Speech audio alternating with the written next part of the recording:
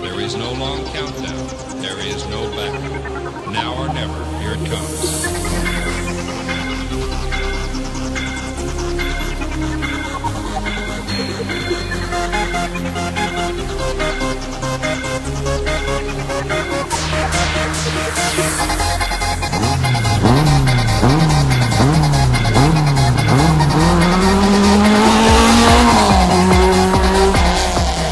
Eccoci con Lisa Bertolin a conclusione di una giornata di gara. Allora, com'è, Lisa, una giornata di gara di una donna pilota?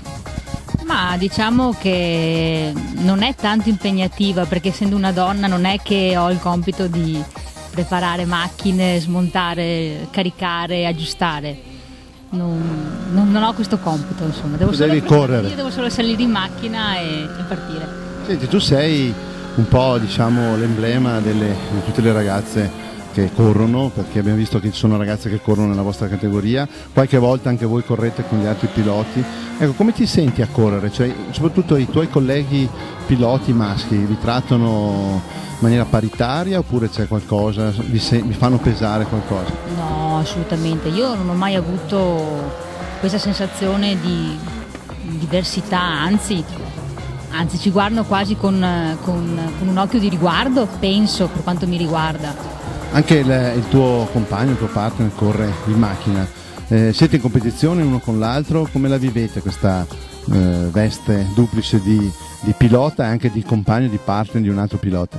No, diciamo che noi ci sosteniamo a vicenda, non c'è assolutamente competitività, cioè, anzi, assolutamente no, direi.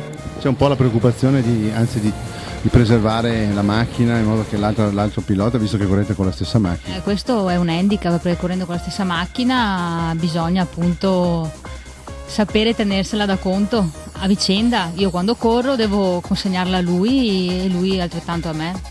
Ecco, abbiamo visto che nella gara di oggi, nella seconda batteria, avevi avuto qualche problema di accensione o di fase. Cosa è successo? Sì, era il sensore di fase che si era spostato e quindi ho dovuto uscire perché non riuscivo neanche a correre. Ecco, tu dai delle indicazioni ai tuoi tecnici sulla macchina, cioè sei un pilota che pretende delle messe a punto particolari, te ne accorgi, senti la differenza, come funziona? Sì, quando vengono fatte delle modifiche, diciamo che a grandi linee riesco a individuare se c'è un problema di corrente, di benzina, di pressione, di assetto, a grandi linee, perché ripeto non è che sono un'esperta, però un po' con l'esperienza riesco anche a rendermi conto.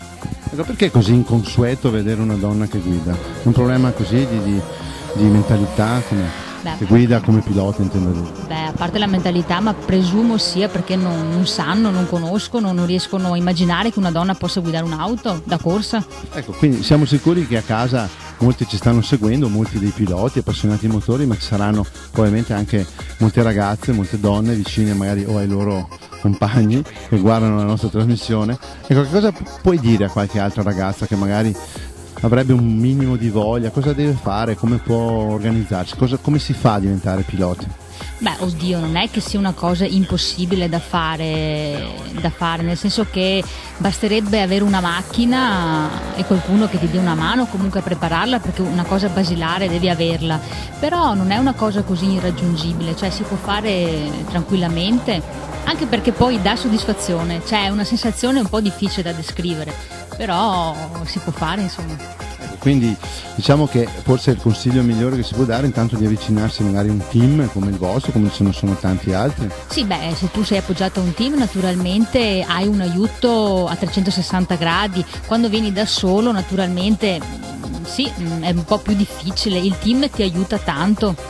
Facciamo così allora, chi ci segue, le donne che vogliono provare questa emozione, la prossima gara l'11 di maggio a Badia Polesine vengono, ti avvicinano, tanto sei facilmente riconoscibile e magari ti chiedono qualche consiglio e tu puoi forse dargli qualche indicazione, giusto? Certo, io anzi invito le ragazze soprattutto che vogliono provare, perché siccome siamo un po' scadenti di numero quest'anno, sarebbe bello fare un numero tanto come i ragazzi, insomma come i maschietti. Ecco, tu che lavoro fai, di cosa ti occupi nella tua vita? Sono parrucchiera. Ecco, quindi una cosa abbastanza... Ecco, dove lavori hai delle foto tue, qualcosa? Ti chiedono le tue clienti? No, non ho foto perché ho cambiato da poco lavoro, quindi non è che conosco tantissimo l'ambiente, però con quelle con cui ho più confidenza ne parlo e naturalmente sono stupite perché mi vedono tutta perfettina e non immagino neanche che io possa fare una cosa del genere. Beh, è chiaro che diciamo che anche il tuo aspetto fisico, essendo una bella ragazza, sicuramente dà una buona immagine a questa categoria lady, non che le altre non lo siano carine, ma sicuramente il vostro gruppo potrebbe essere ben rimpinguato con altre forze, no? Quindi bisogna promuovere, incentivare questa categoria vostra. Bene, che dire, noi ti seguiamo già da qualche anno e vediamo che la tua passione continua a essere viva sempre in te. E come fai a affrontare le spese relative alle corse? Quello lì è un po' un problema. Infatti quest'anno presumo di non riuscire a fare tutte le gare perché ho altri progetti da affrontare. Matrimoniali? Sì, matrimoniali, la casa, un po' di cose, però ogni tanto quando riesco, cioè io preferisco mangiare una pizza in meno, uscire meno, però dedicarmi una giornata qui, perché io so che qui sto bene, mi sfogo. E per strada come sei come guidatrice, come autista? Assolutamente prudente, anzi vado pianissimo. Io comunque consiglio qualche maschietto che si avvicina magari a un semaforo e veda questa bella ragazza bionda, non sfidatela perché potrebbe essere penosa la sconfitta, bruciante più che altro. No, dovrei avere la macchina da corsa per avere risultato, se no. Brava, adesso noi vediamo tante donne, le donne guidano la macchina normalmente tranquillamente, le ragazze hanno autonomia con l'uso della macchina, quindi ormai diciamo siamo alla pari totalmente come utenza stradale. Che cosa consigli quindi anche alle ragazze? Perché di solito si danno i consigli di non correre eccetera, ma tendenzialmente si pensa ai maschi, invece che cosa vorresti consigliare alle donne? No, la strada è tutt'altra cosa della pista, cioè ci sono una diversità totalmente diversa, la macchina è completamente diversa, la macchina da corsa ha una tenuta particolare, ha un assetto particolare che ti permette di fare le curve ad una velocità, diciamo, la macchina normale stradale non ha questo, quindi affrontare una curva ad alta velocità nella strada può essere pericoloso. Qui invece lo possiamo fare perché, a parte la sicurezza che ci circonda, noi siamo comunque con la tuta, il casco, le cinture, tutta un'altra cosa, roll bar, è tutta un'altra cosa, cioè se uno deve correre lo deve fare su una pista, cioè non per la strada, perché è tutt'altra cosa proprio.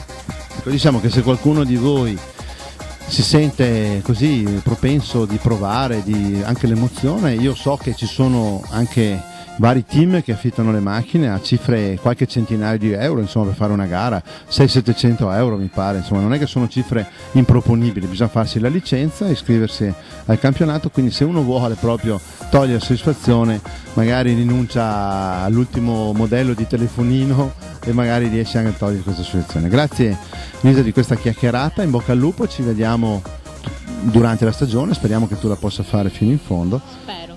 Comunque ringrazio anche la mia scuderia Fanny Team che mi è sempre vicina e mi aiuta. Grazie, arrivederci.